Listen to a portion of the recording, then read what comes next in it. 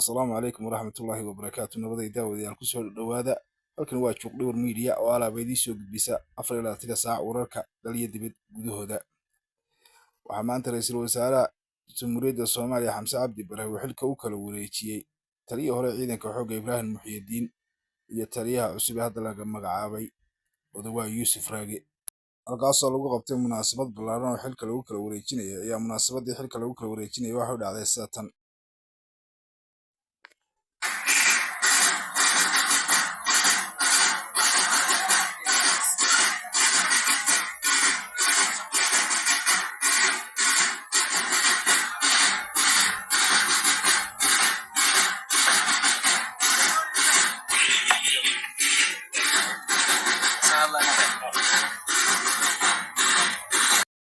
munaasabadaas oo uu ra'iisul wasaaruhu ka jeediyay hadal dheer oo dhan walba taabanaya kagana hadlay xaaladda dalka ayaa waxa uu ka yidhi sida tan isagoo maamul goboleedyada iyo ka hadlay sida doorashooyinka waddanka balan inaan eegno xafladda iyo hadal jeedinteedii balan eegno.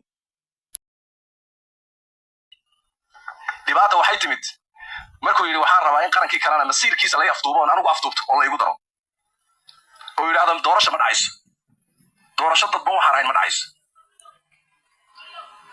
marka waxaan leenahay mudane masiirkii ummadda Soomaaliyeedna kuguma dari karno afduubkaas.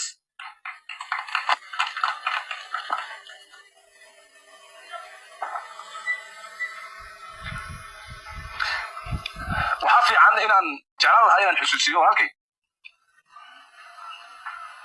siilaaya allahu naxariistee xukunkii waa ka tegey.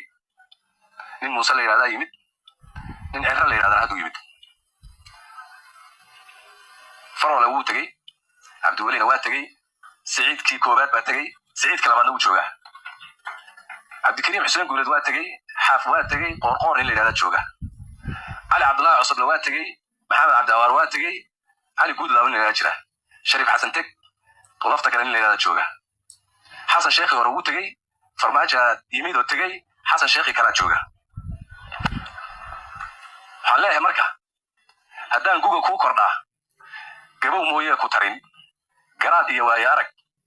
waxaa maanta aas qaran loogu sameeyey magaalada Hargeysa madaxweynihii afraad ee Somaliland Axmed Maxamed Maxamuud Siiraanyo oo lagu sameeyey halka aas isagana qaran.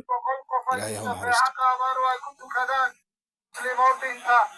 وبقول قفين شفاعة قامر ويكون كذان إلهي شفاعة وأقبلها إلهي يوان مسلم وبنتا وبقول قفين شفاعة قامر ويكون كذان إلهي يوان كبر يينا إلهي يوان حريصه